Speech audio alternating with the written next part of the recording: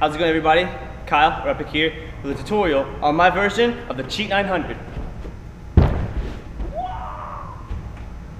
The reason it's called a Cheat 900 is because you're taking that cheat step in front, and then when you're going around, it's kind of like you're starting at 0 and you're going 180, 360, 540, 720, 900. So, from my understanding, I'm assuming that's what it means. If I'm not, please correct me, because I still don't quite understand TKT just yet. But let's get to the actual tutorial. If you can do a tornado kick, great. If you don't know how to, there's a tutorial right there for you so you can learn that, and then that'll give you a better understanding as to how this works. But it doesn't stop there. If you can do a cheat 720, that can help. If you want to learn how, there's a tutorial right there for you that will give you guys a better guide as to understanding how to kind of progress up to it. Because going from straight tornado kick to a cheat 900 is going to be very hard because there's one whole extra 360 spin involved. So in a tornado kick, you go like this here, but in cheat 900, you're adding a whole extra spin. So you take off the same with that step, but when you're coming up, instead of kicking here, you're holding on for a little bit, and then you're kicking after you come around the second time. So that's the hardest part, is getting that spin and kind of feeling that timing. So what you want to understand is that you want to make sure that all your motions from start to finish create a circular motion to pull you around.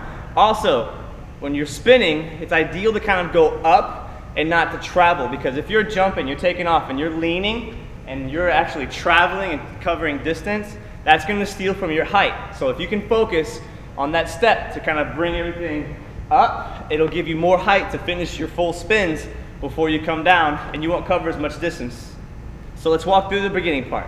You can start however you want to. I like to do the trigger windup. And when you step, you're just going to kind of bring that foot right in front. Some people will step kind of over and across. From what I understand, you don't want to step over too far because it kind of kills the point of it being called a 900, because it's like doing a cheat step where you go way around. So ideally, you kind of want to step in front. That way you're not cutting out from your spin, and you want to get your arm motions going, your shoulders going, your hips going. Everything plays a part and it all works together. It's just about timing. So what we're going to do is we're going to practice that step. Get that step solid. Make sure you know exactly where you want to put your foot and drill that. And then when you're going there, you're going to step and lift the other knee. You're going to get your arms going with the step. You're going to get your shoulders going with the step. And you're going to get your hips going with the step. When you come off that step, here's the interesting part about the 900. If you can get that step and kind of pivot as you jump, it'll help you kind of aid yourself in that spin. So you can kind of think about, by the time that foot leaves the ground, you almost want to be looking over your shoulder, being able to see the side that you were facing when you originally took off. Now what you want to do when you do that is, when you do that step and you're jumping, you want to make sure that you pull your arms from out to in. So they need to go from full out, and as you're spinning around, to bring them back in. That's going to create momentum, and you're going to use that to pull you into your spin.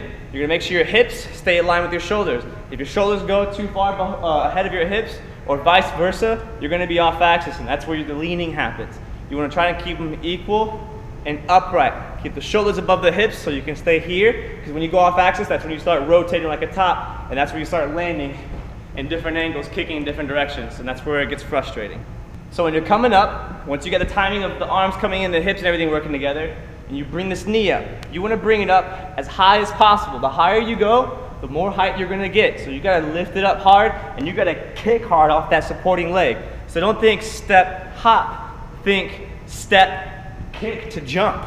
That'll give you a lot more height.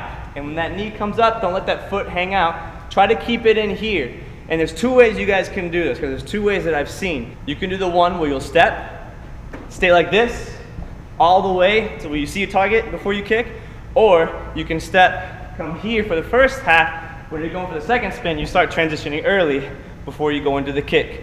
They both kind of have their own attributes, so find out which one works for you. If it's something else that works better for you, do that. Focus on what you need to do to get this movement down, and then build on the more detailed controls.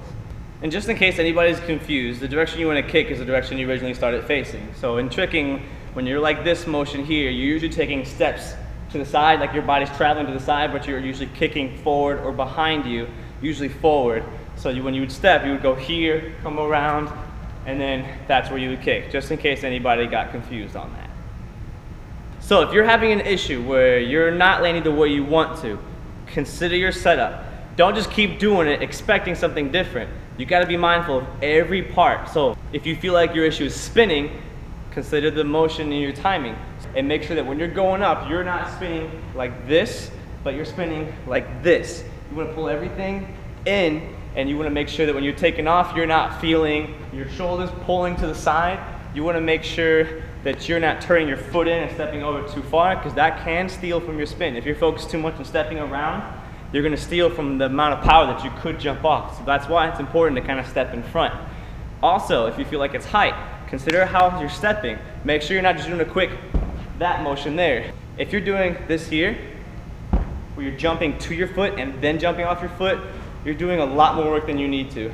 Think about stepping first, then lifting as you jump. Make sure you're not going here and then jumping, because that's where it's gonna be very, very hard to create so much power off a very light hop. If you get that step, it means you plant that foot, and then you can kick as hard as you can with the assist of that knee, and that's what's gonna help that timing. So if you're having issues, consider your timing, consider your technique, feel and be aware of where you are, and the points where you feel like you lose control in the trick, train that part.